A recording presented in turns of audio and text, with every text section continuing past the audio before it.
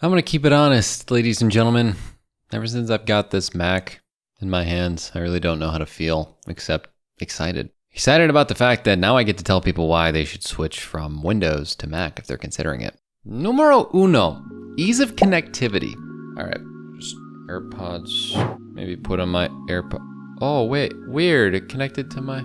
That's crazy, so my headphones that I use all the time are connected to my computer now. It's okay, now maybe I'm gonna just quickly whip out my phone and I gotta listen to a voice memo over here. Oh wait, it's it's funny, it's the music I was playing. I pressed play on this and it switched to my headphones.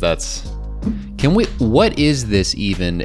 Windows, you are so behind on this whole thing. I don't even know how to explain this any more clearly. The connectivity of things is ridiculously easy. So we have that ease of connectivity, the fact that I can connect my AirPods to the computer I'm using, the fact that if I go to my Wi-Fi settings here, I can quickly go to the hotspot. And this section is focused on connectivity. And when I say connectivity, I mean that specifically. There is issues with all of the Windows laptops I've ever used. Doesn't matter how good their Bluetooth was. The ability to connect to the hotspot, the ability to connect to my headphones, whether it be AirPods or other, was just so hard. And it was just such a tumultuous experience that I just never bothered to use Bluetooth headphones on my Windows laptop because it was just easier and more convenient to just use it on my phone for whatever I needed. And that is just unacceptable. Like the fact that Windows is how it is from a connectivity standpoint is just bad. And that kind of moves into the whole next section, which is like the ecosystem, which I alluded to with the headphones thing. So I don't have an iPad, but I have an iPhone. And the fact that I can have the same music applications, the same text messages, the same shortcuts even between the text messages can be like this. I mean, look, hey, what's up, cool YouTuber? I get to text myself that. How convenient, how cute is that? It's adorable. Oh, what's up, cool YouTube? But you get my point. Like, I have that. I have the ability to pull up shortcuts, which can work on my computer or my phone. And when I make one on here, it goes phone, and when I open up the music app, I don't have to use Apple Music. I can just open up music, and this aligns with things. You know, my edgy but good playlist. If you guys want to get the best music recommendations from all time, do not listen to me. I have meh music taste. But regardless, the fact that I can also open up my mail app and it connects to all of the different emails that I have on there, the fact that I can have passwords stored across both devices, the fact that I could be called on my phone and my headphones would be like, oh, hey, one sec.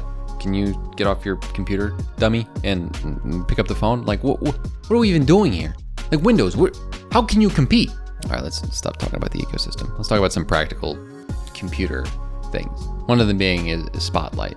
So Spotlight is really cool. If I press Command A, this command space, this pops up, and I'm able to Google something, or I'm able to start a message app like I just did there, or I'm able to it opens up quickly. I'm gonna point out the fact that it opens up quickly because when you look at the Windows alternative to this, it's just so bad. And not only is this better than the Windows version, but it also has other options. Like I can press this and I got Raycast, which allows me to save shortcuts, and I can do like 25 divided by 3, and I can do math really quickly and easily. It's just insane. Like the fact that we got not only a better thing in Spotlight, but we have the ability to use Raycast or Alfred to make shortcuts and stuff like that. I can obviously search Google. What is the name of Duke Franz Ferdinand's wife? Search Google, default browser, then boom, it just tells me. I can't do this on my Windows computer. It's so frustrating. Can't open up apps what feels like conveniently. I can't explain to you how much nicer this experience is. Another thing, let's talk pricing. So if I look at a Dell XPS 13, like the more recent model, it's gonna run you about $1,000, right? But you know what it's not gonna give you? 15 plus hours of battery life.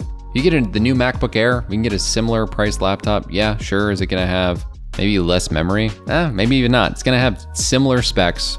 It's gonna have a more effective processor for the power consumption. I mean, this MacBook 14 that I got was the M1 version. I got this for about $1,400 on sale, and this shreds through Premiere Pro. I mean, you can talk to my editor, Vinny. I mean, he's just grinning up a storm over there at the fact that, yeah, it may have cost him a fair amount of money to get the MacBook Pro 16 Max. But for me, I can shred through stuff to edit now on a laptop. It makes no sense.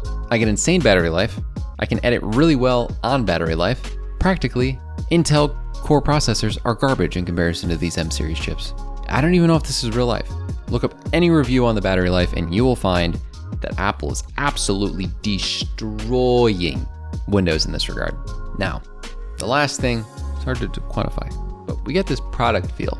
But I have to say, the fact that they integrate the Apple Magic Keyboard into a MacBook, the fact that that glass touchpad is so smooth, the fact that the entire thing feels like an Apple product, which if you haven't touched an Apple product before, I don't know why I said touched like that. It made me uncomfortable. But besides that, if you haven't touched an Apple product, you need to understand that these things are quality built. Unless you throw the thing against a wall, it's going to stand the test of time. Outside of when they depreciate the battery, but we don't talk about that. It is a great feeling product. Macs work, like they just work. And with Windows computers, I've had so many issues in the past. So many buggy things happen. If you have a Windows laptop you don't like, right? And you're willing to spend like $1,000, get a MacBook Air, like the M1 or the M2. Just do it. It's just not worth the effort.